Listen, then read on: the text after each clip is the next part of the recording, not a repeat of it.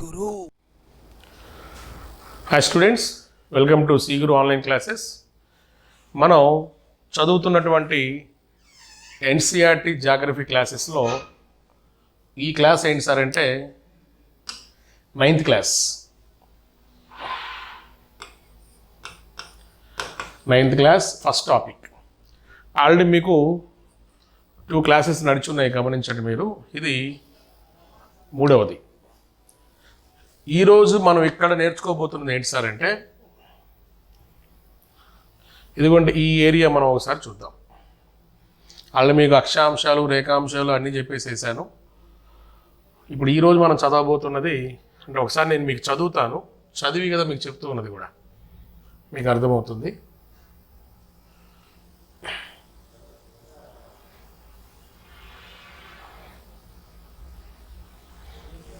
చూడండి, ఇక్కడ వాడు ఇచ్చిన స్టేట్మెంట్ ఒకసారి చూడండి.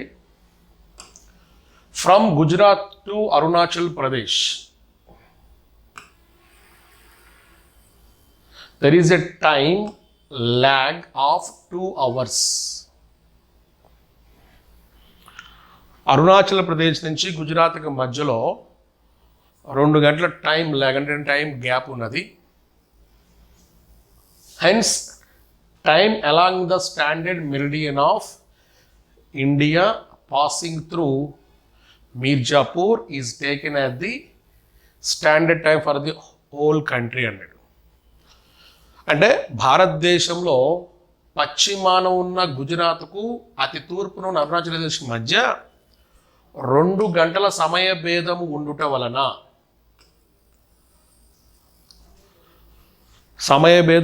వలన భారతదేశానికి ఒక ప్రామాణిక రేఖాంశం అవసరమైనది. ఆ ప్రామాణిక రేఖాంశం విలువ ఎంత ఇచ్చాడు మనకి? 82.5 ఈస్ట్ ఇచ్చాడు. అది మీర్జాపూర్ గుండా పోతూ ఉన్నది. అలా పోతున్న దాన్ని భారత ప్రామాణిక రేఖాంశంగా మీరు భావించవలసి ఉంటుందని చెప్పి మనకిచ్చాడు. అయితే దీన్ని మనం డెవలప్ చేద్దాం. ఏంటి ఇక్కడ మనం చదవాల్సిన అంశం ఏంటి? ఒకసారి జాగ్రత్తగా గమనించండి. భారతదేశం యొక్క పశ్చిమ రాష్ట్రాన్ని తూర్పు రాష్ట్రాన్ని పోల్చాడు. అవునా? ఇదిగోండి, ఇది పశ్చిమ రాష్ట్రం. అవునా? ఇక్కడ తీసుకుంటే ఇది తూర్పు రాష్ట్రం. ఇప్పుడు ఇక్కడ ఉన్న పశ్చిమ రాష్ట్రం పేరేంటి గమనించు. ఇదిగోండి, ఇది పశ్చిమ రాష్ట్రం గుజరాత్. అవునా? తూర్పు రాష్ట్రం పేరేంటి? ఇదిగోండి ఈ రాష్ట్రం అరుణాచల్ ప్రదేశ్. అయితే ఆల్రెడీ మనం చదువుకొని ఉన్నాం. ఇది the latitude extend in between India's west and east part, అంటే భారతదేశం యొక్క పశ్చిమ భాగానికి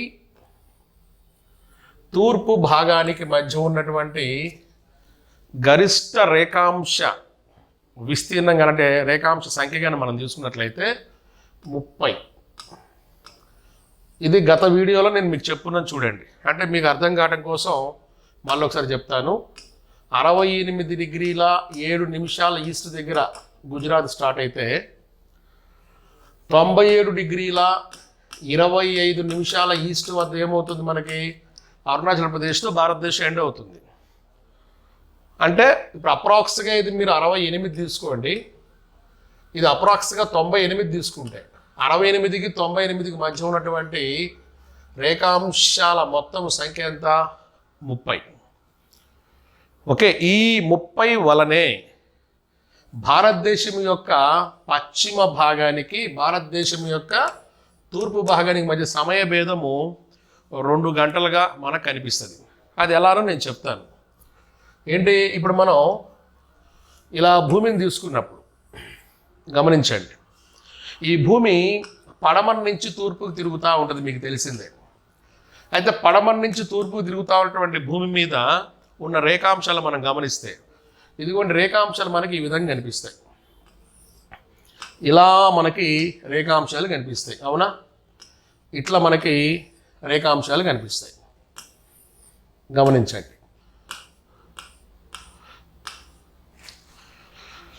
మొత్తం మనకి ఎన్ని రేఖాంశాలు? 360 రేఖాంశాలు తెలిసిందే మనకి. అయితే భూమి పడమర నుంచి తూర్పుకు తిరుగుతూ ఉన్నప్పుడు ఎక్కడో దూరంగా ఉన్నటువంటి సూర్యుని యొక్క కిరణాలు, దీన్ని మనం సూర్యుడు అనుకునేది ఏముంది, తను సూర్యుడు అనుకుంటే ఈ సూర్యుని యొక్క కిరణాలు నేరుగా భూమి మీద పడినప్పుడు ఫస్ట్ మీరు గమనించాల్సింది ఏంటి? తూర్పున సూర్యోదయం అవుతుంది. ఎక్కడ సూర్యోదయం అవుతుంది? తూర్పున సూర్యోదయం అవుతుంది. అంటే ఒక ప్రశ్నకు మీకు సమాధానం దొరికింది. ఏంటి? సూర్యోదయం తూర్పునే ఎందుకు అవుతుంది అని మిమ్మల్ని అడిగితే, భూమి పడమర నుంచి తూర్పుకు తిరుగుతుంది కాబట్టి సూర్యోదయం తూర్పునే అవుతుంది. ఇది క్లియర్. కానీ ఇలా తిరిగే క్రమంలో ఇన్ని రేఖాంశాలుగా ఉన్నటువంటి ఈ భూమి, ఈ సూర్యకిరణాలు ఏమవుతుంటాయి? ఒక్కొక్క రేఖాంశాన్ని దాటి ఇట్లా ప్రయాణం చేసుకుంటూ పోతూ ఉండాలి. ఇట్లా ఓకే, ఈ సూర్యకిరణం అనేది ఇలా దాటి ఇట్లా ప్రయాణం చేసిపోతూ ఉండాలి. అంటే ఇట్లా ప్రయాణం చేసిపోతూ ఉండాలంటే ఖచ్చితంగా ఏంటి? భూమి ఇప్పుడు నా హ్యాండ్లో ఉన్న ఈ ఫింగర్స్ మీరు రేఖాంశాలు అనుకుంటే ఇలా ఇలా ఇలా తిరుగుతుండాలి. ఇలా తిరుగుతున్నప్పుడు ఇది ఒక రేఖాంశం అనుకోండి, ఇది ఒక రేఖాంశం. ఈ రేఖాంశం నుంచి ఈ రేఖాంశానికి సూర్యకిరణం రావటానికి కానీ, లేదా భూమి 1 డిగ్రీ తిరగటానికి, గుర్తుపెట్టుకోండి, 1 డిగ్రీ తిరగటానికి పట్టే సమయము 4 నిమిషాలు. ఎన్ని నిమిషాలు? 4 నిమిషాలు. 1 డిగ్రీ తిరగడానికి 4 నిమిషాలు పట్టినప్పుడు, ఇప్పుడు మన భారతదేశాన్ని తీసుకుంటే, ఇప్పుడు మన భారతదేశం ఇలా తీసుకున్నా నేను, ఇదిగోండి ఇలా ఇండియా అని తీసుకున్నా. ఇలా నేను భారతదేశాన్ని తీసుకున్నప్పుడు ఇప్పుడే నేను మీకు చెప్పాను ఏంటది? ఇప్పుడు ఈ భారతదేశాన్ని నేను ఈ విధంగా రేఖాంశాల ప్రకారం ఇలా తీసుకున్నాను అనుకోండి, ఇలా రేఖాంశాలు తీసుకున్నాను అనుకోండి. ఇప్పుడు ఈ భారతదేశంలోకి సూర్యకిరణం ప్రవేశించినప్పుడు గమనించండి, సూర్యకిరణం ప్రవేశించినప్పుడు ఈ సూర్యకిరణం ఏమవుతూ ఉంటుంది? ఒక్కొక్క రేఖాంశాన్ని దాటుకుంటూ పోతే కానీ చిట్ట చివర ఉన్నటువంటి గుజరాత్ను చేరుకోలేదు. అవునా? ఇలా చేరుకునే క్రమంలో అభ్యర్థులు మీరు గమనించండి, 1 డిగ్రీ తిరగటానికి 4 నిమిషాలు తీసుకున్నప్పుడు ఏమా భారతదేశం యొక్క మొత్తము రేఖాంశం విస్తరణ ఎంత? 30 డిగ్రీలు, అంటే 30 రేఖాంశాలు. కాబట్టి ఖచ్చితంగా 30 రేఖాంశాలు దాటితేనే అరుణాచల్ ప్రదేశ్లో ప్రవేశించినటువంటి సూర్యకిరణాలు గుజరాత్ను చేరగలుగుతాయి. అవునా? 30 రేఖాంశాలు దాటితేనే, అంటే అరుణాచల్ ప్రదేశ్ నుంచి సూర్యకిరణము గుజరాత్ దాకా రావాలంటే డెఫినెట్గా ఆ సూర్యకిరణం 30 రేఖాంశాలు దాటాలి. 1 డిగ్రీ ఈక్వల్ టు 4 మినిట్స్ అయినప్పుడు 30 degrees ఈక్వల్ టు ఎంత? 30 × 4, nothing but 120 minutes. That equal to 2 hours. Okay, భారతదేశంలో సమయ భేదం ఎందుకు 2 గంటలు కనిపిస్తుంది? ఏది? అతి పడమర ఉన్నటువంటి ప్రాంతానికి అతి తూర్పున ఉన్న ప్రాంతానికి సమయ భేదం ఎందుకు కనిపిస్తుంది మిత్రమా అని మిమ్మల్ని అడిగితే ఈ ఎక్స్ప్లెనేషన్ కావాలి. భూమి 1 డిగ్రీ తిరగడానికి తీసుకునే సమయం 4 నిమిషాలు అయినప్పుడు భారతదేశం రేఖాంశాల పరంగా 30 డిగ్రీలు ఉంది కాబట్టి ఏమండి 30 × 4 120 నిమిషాలు, that equal to 2 hours. Okay, అయితే ఇక్కడ వచ్చిన ప్రాబ్లం ఏంటి? ఇప్పుడు మన ఇట్లా ఉన్నటువంటి భారతదేశం మీద రకరకాలుగా మనం సమయ భేదం, అంటే సమయం అనేది భేదం కలిగి ఉండటం వలన సరైన సమయాన్ని మనం గుర్తించలేము కదా. ఈ సరైన సమయాన్ని మనం గుర్తించలేము కాబట్టి ఇండియాకంటూ ఒక స్టాండర్డ్ టైం కావాల్సి వచ్చింది. ఇప్పుడు ఇదేమంటాడు? నాట్ ఓన్లీ అరుణాచల్ ప్రదేశ్ ఇంకొద్దిగా ఇక్కడికి వచ్చామనుకోండి, ఇంకొక రాష్ట్రం, ఏదో ఒక రాష్ట్రం తీసుకో, వెస్ట్ బెంగాల్ తీసుకో, లేదు ఈ మధ్యలో ఉన్న అస్సాం తీసుకో, లేదు ఇంకో దిగిటి వస్తే జార్ఖండ్ తీసుకో, లేదా వెస్ట్ ఇది మధ్యప్రదేశ్ తీసుకో, లేకుంటే ఇక్కడ ఉన్నటువంటి మహారాష్ట్ర తీసుకో, లేదా గుజరాత్ తీసుకో, ఏదైనా తీసుకోండి. ఒక సూర్యకిరణం అనేది ఇక్కడి నుంచి ఇలా పాస్ ఆన్ అవుతూ ఇట్లా వచ్చేసినప్పుడు ఆయా రాష్ట్రాలు ఏముంటాయి, ఆ రోజుల్లో మనకి చాలా ఉన్నాయి నగరాలు. ఏంటి, సపోజ్ ఇక్కడ ప్రముఖ నగరము కోల్కతా ఉంది, ఇక్కడ ప్రముఖ నగరము చెన్నై ఉంది, ఇక్కడ ప్రముఖ నగరము ముంబై ఉంది, అవునా, ఇక్కడ ప్రముఖ నగరము ఢిల్లీ ఉంది, అవునా. మరి ఆ రోజుల్లో బ్రిటిష్ వారి పరిపాలన కాలంలో ఏదో ఒక నగరం నుంచి తీసుకోవాల్సి వచ్చేది. అప్పట్లో ఉండేవి కూడా, కోల్కతాకు ఒక టైం జోన్ ఉండేది, చెన్నైకి ఒక టైం జోన్ ఉండేది, ఢిల్లీకి ఒక టైం జోన్ ఉండేది, ముంబైకి ఒక టైం జోన్ ఉండేది. కానీ మనకు స్వతంత్రం వచ్చేసింది. స్వతంత్రం వచ్చిన తర్వాత ఇవన్నీ కాదు కదా, ఒక అప్రోప్రియేట్, ఒక తగిన, ఏది ఖచ్చితంగా కావలసినటువంటి, ఖచ్చితంగా ఉన్నటువంటి ఒక ప్రత్యేకమైనటువంటి ఒక స్టాండర్డ్ టైం జోన్ ఒకటి మనకు కావాలి. దానికోసం వీళ్ళు ఏం చేశారు, ఇప్పుడు మొత్తం మీద 2 గంటల తేడా ఉంది కాబట్టి ఈ 2 గంటల తేడా లేకుండా భారత ప్రభుత్వం అనేది ఏదో ఒక రేఖాంశాన్ని ప్రామాణికంగా ప్రకటించాలి. ఎలా ప్రకటించాలి అని అనుకున్నప్పుడు వీళ్ళకి రేఖాంశ విస్తరణ మళ్ళా సాయం చేసింది. ఒకసారి నేను మీకు చూపిస్తాను. ఏంటి ఆ రేఖాంశ విస్తరణ? ఇప్పుడు మనం ఇలా భారతదేశాన్ని తీసుకున్నప్పుడు జాగ్రత్త గమనించు.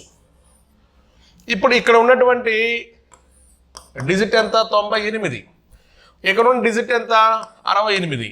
In between 68 to 98 what is the gap అన్నప్పుడు 30. అవునా? 30లో సగం ఎంత? 15. వీళ్ళనేది ఏంటి? 68కి 15 కూడండి, 68కి 15 కూడండి, 83 వస్తుంది. లేదా 98లో నుంచి 15 తీసేయండి, 83 వస్తుంది. అంటే ఇక్కడ అర్థం ఏంటి? ఈ 68 సైడ్ నుంచి 98 సైడ్ నుంచి మనం తీసుకున్నప్పుడు ఈ రెండిటికి సంబంధించి సమానమైన దూరంలో ఏముంది అంటే ఏముంది? 83 అనే ఒక రేఖాంశం కనిపిస్తూ ఉంది. ఇప్పుడు నేను ఇక్కడ నిలబడి క్లాస్ చెప్తున్నా. ఇప్పుడు నేను క్లాసుల్లో కూడా చెప్తుంటాను. ఇప్పుడు ఇటువైపున స్టూడెంట్స్ కొంతమంది కూర్చోన్నారు, ఇటువైపు స్టూడెంట్స్ కొంతమంది కూర్చోన్నారు. కూర్చోన్నప్పుడు మనం ఏం చేస్తాం? ఇప్పుడు ఇటువైపు ఇట్లా జరిగి చెప్పితే ఇక్కడ ఉన్న స్టూడెంట్స్కి బాగా వినపడుతుంది నా గొంతు, మామూలుగా ఏది మైక్ లేకుండా చెప్తే, కానీ వాళ్ళకి వినపడదు. లేదు ఇక్కడికి జరిగి క్లాస్ చెప్తే వీళ్ళకి బాగా వినిపిస్తుంది, వాళ్ళకి వినపడదు. అప్పుడు మధ్య మార్గంగా ఏం చేస్తాం మనం? క్లాస్ సెంటర్లో నిలబడి క్లాస్ చెప్పినప్పుడు ఇద్దరికి కరెక్ట్ డెలివరీ అవుతుంది. అంటే వాళ్ళకి కొద్దిగా వాయిస్ కొద్దిగా బాగా వినిపిస్తుంది. అంటే అర్థం ఏంటి? ఇద్దరికీ సమాన దూరంలో నేను ఉండి క్లాస్ చెప్తున్నా. అలానే భారతదేశంలో కూడా సమాన దూరంలో ఉన్నటువంటి, ఏది పడమర నుంచి తీసుకున్నా తూర్పు నుంచి తీసుకున్నా సమాన దూరంలో ఉన్నటువంటి ఒక రేఖాంశం తీసుకుందామని వీళ్ళు నిర్ణయించుకున్నారు. అలా నిర్ణయించుకోవడం వీళ్ళకి ఏం కనపడింది? 83 కనపడింది. కానీ ఇక్కడ మీరు గమనించండి, 68 అనేది కరెక్ట్ కౌంట్ కాదు కదా. కరెక్ట్ కౌంట్ ఏంటి? 68 డిగ్రీల 7 నిమిషాలు, అవునా? 98 అనేది కరెక్ట్ కౌంట్ కాదు కదా. 97 డిగ్రీల 25 నిమిషాలు. సో ఖచ్చితంగా మనం ఏం చేయాలి? ఈ కరెక్ట్ కౌంట్ ప్రకారం చూసుకుంటే ఖచ్చితంగా వీ షుడ్ కరెక్ట్ 83 ఆల్సో. అంటే 83 మనం ఏం చేసుకుని కొద్దిగా సవరించాలి. అలా కొద్దిగా సవరించినప్పుడు ఏమొచ్చింది? 82 డిగ్రీల 30 నిమిషాల ఈస్ట్ వచ్చింది. దీన్ని 82.5 ఈస్ట్ అని సింపుల్గా పిలుస్తారు. ఇలా కూడా రాయొచ్చు, 82.5 డిగ్రీల ఈస్ట్ అని కూడా పిలుస్తారు. గమనించాలి. సో భారతదేశం యొక్క పశ్చిమ భాగం నుంచి కానీ భారతదేశం యొక్క తూర్పు భాగం నుంచి కానీ సమాన దూరంలో ఉన్న ఒక ప్రత్యేక రేఖాంశాన్ని మనం పరిశీలించినట్లయితే, ఇది పశ్చిమ భాగం నుంచి కానీ ఏనా లేదా తూర్పు భాగం నుంచి కానీ, ఇప్పుడు పశ్చిమ భాగం అంటే ఇప్పుడు ఈ బుక్లో రాసినటువంటి గుజరాత్ నుంచి అని తీసుకుందాం. తూర్పు భాగం ఈ బుక్లో రాసినటువంటి అరుణాచల్ ప్రదేశ్ నుంచి తీసుకుందాం. ఈ రెండు నుంచి సమాన దూరంలో ఉన్నటువంటి రేఖాంశ విలువ ఎంత? 82.5 ఈస్ట్. లేదా ఇలా కూడా రాయొచ్చు, 82 డిగ్రీల 30 నిమిషాల ఈస్ట్. చూడండి, ఒక చిన్న లైన్ మనం ఎంత ఎలాబొరేట్గా మనం చదువుకోవాలో చూడండి. ఎందుకు నిర్ణయించాల్సి వచ్చిందంటే దట్ ఇస్ ద రీజన్. ఎప్పుడైతే ఈ రేఖాంశం మనం తీసుకున్నామో గమనించు, ఈ రేఖాంశం మనం తీసుకున్నప్పుడు మీరు గమనించాల్సిన అంశం ఏంటి సార్ అంటే, ఇప్పుడు మనం ఇండియాని ఈ విధంగా మనం తీసుకున్నప్పుడు ఇలా నేను భారతదేశాన్ని తీసుకున్నా, అవునా? కానీ ఈ రేఖాంశము ఇదిగో ఇక్కడ పోతా ఉంది, ఇట్లా ఇలా పోతా ఉంది. ఇలా పోతూ ఉన్నప్పుడు ఏ ఏ రాష్ట్రాల గుండా పోతూ ఉన్నది? 82°30' తూర్పు రేఖాంశము. నువ్వు చెప్పేసావు ఏంటి, భారత ప్రామాణిక రేఖాంశం అన్నావు. అయితే భారత ప్రామాణిక రేఖాంశంగా మనం తీసుకున్నప్పుడు how many states having exit of east, లేదా దీన్ని కొద్దిగా ఇంగ్లీష్లో రాస్తే Indian standard line. Our Indian standard line goes to how many states అంటాడు. ఎన్ని రాష్ట్రాల గుండా పోతూ ఉన్నది అన్నప్పుడు ప్లీజ్ ఇక్కడ రాయండి. ఏది? Uttar Pradesh, Madhya Pradesh, Chhattisgarh, Odisha and the last one Andhra Pradesh. ఎన్ని రాష్ట్రాలు గుండా పోతా ఉన్నది?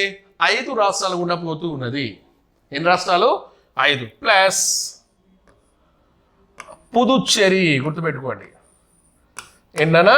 పుదుచ్చేరి. యాక్చువల్గా పుదుచ్చేరి అంటే మనకి చాలా వస్తాయి. ఏమొస్తాయి పుదుచ్చేరి అంటే? గమనించు, 1 యానాం వస్తుంది,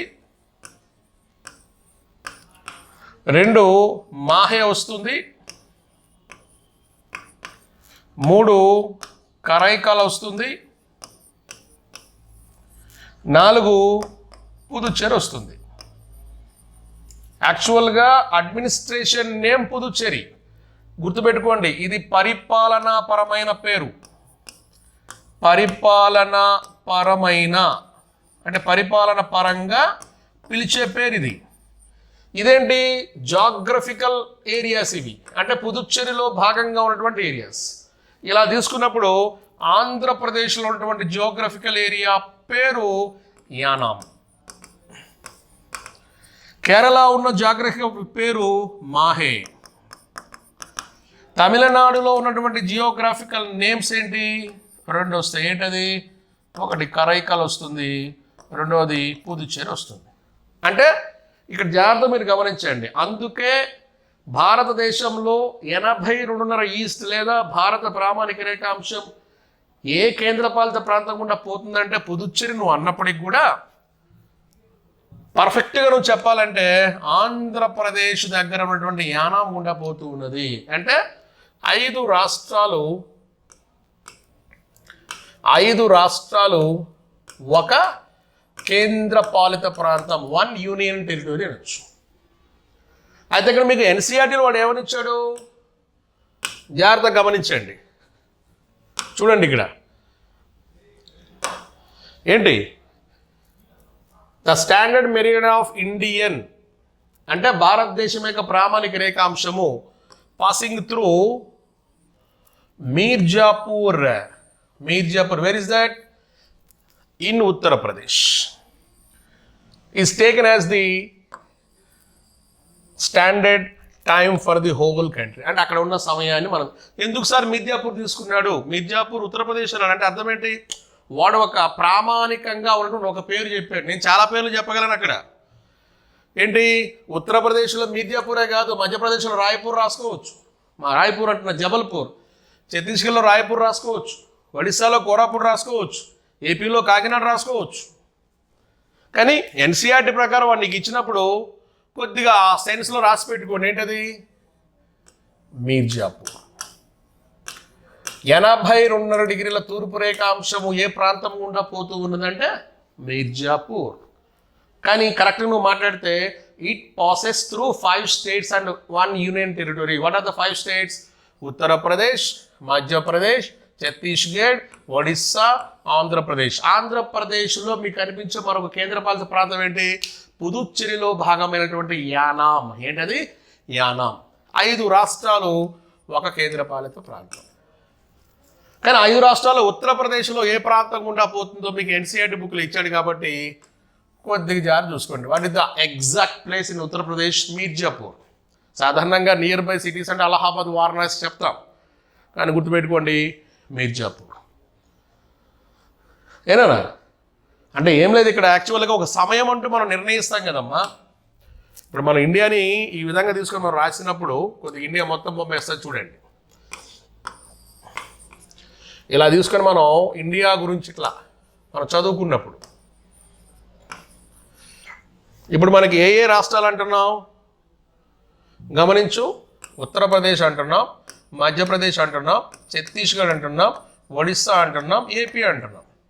ఎందుకు ఉత్తరప్రదేశ్ తీసుకోవడం జరిగింది సార్ అంటే ఇది 82.5 ఈస్ట్ అనేది, లేదా ఇలా కూడా రాయండి, ఈస్ట్ అనేది ఏంటది Indian standard line.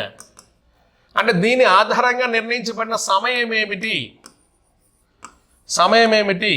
Indian standard time అంటే ఏంటి? భారత ప్రామాణిక సమయం. ఈ సమయాన్ని ఎక్కడ తీసుకున్నారు గుర్తుపెట్టుకో, ఇది మీకు బుక్లో లేదు. ఉత్తరప్రదేశ్లోని మీర్జాపూర్ ఏరియాలో అంటే జిల్లాలో ఉన్నటువంటి వింధ్యాచల్, ఎక్కడమ్మా వింధ్యాచల్ అనే ఒక రైల్వే స్టేషన్లోని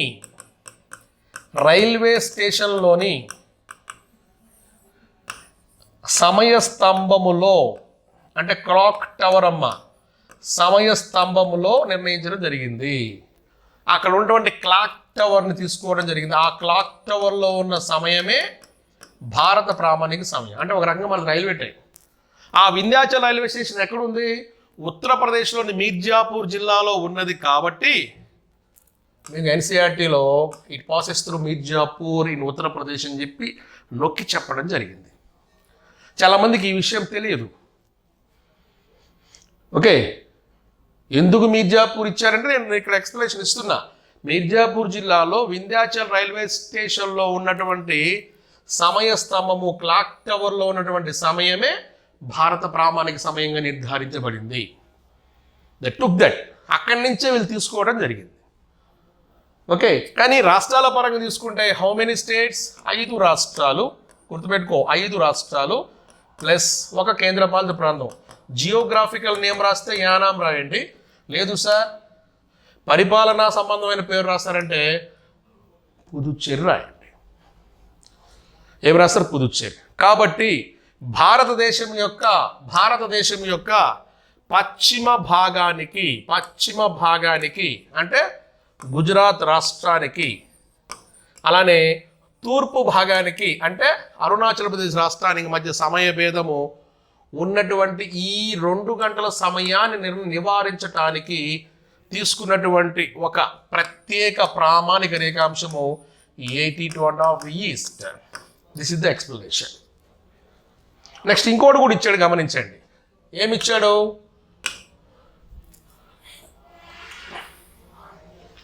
ద లాటిట్యూడ్ ఎక్స్టెంట్. జాగ్రత్త గమనించు. The latitude extent influences the duration of day and night as one moves from south to north. ఇది కూడా కరెక్టే. అంటే వాడు ఏమంటాడంటే భారతదేశం యొక్క దక్షిణ భాగం నుంచి, గమనించు ఎక్కడ, భారతదేశం యొక్క దక్షిణ భాగము నుంచి ఉత్తర భాగానికి మీరు వెళ్ళే కొలది పగలు రాత్రి సమయాల్లో కూడా తేడా కనిపిస్తుంది అంటాడు. అంటే ఏంటి? వాడు అక్షాంశాల పరంగా తీసుకుని, అప్పుడు అక్షాంశాల పరంగా తీసుకుంటే ఇది 8, 4 కదా, నేను చెప్పాను గమనించండి. ఇది ఎంత ఉంది? 37.6 కదా. వాడు ఏమంటాడు? మీరు ఇటు నుంచి ఇట్లా బయలుదేరినా కానీ ఖచ్చితంగా పగలు రాత్రి సమయాలు పెరుగుతాయి, అంటే వాటిలో మార్పులు వస్తాయంటాడు. అది నిజం.